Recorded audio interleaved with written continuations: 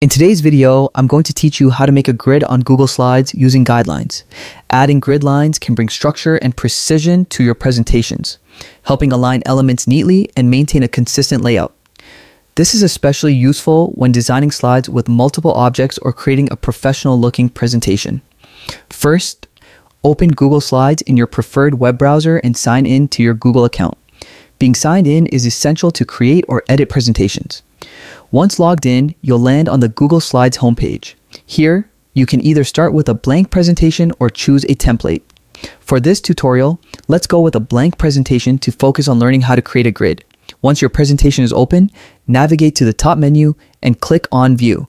This opens a drop-down menu with several options for interacting with your slides. Scroll down and select Guides.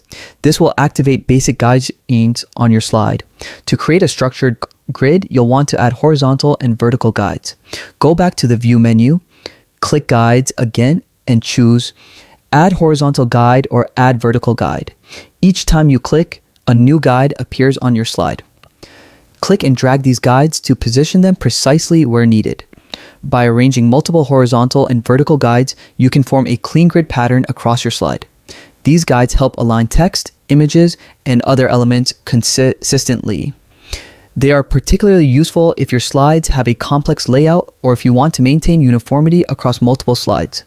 Drag the guides until your grid matches your design requirements. And that's it. You now know how to create a grid on Google Slides using guidelines, giving your presentation a polished, professional appearance.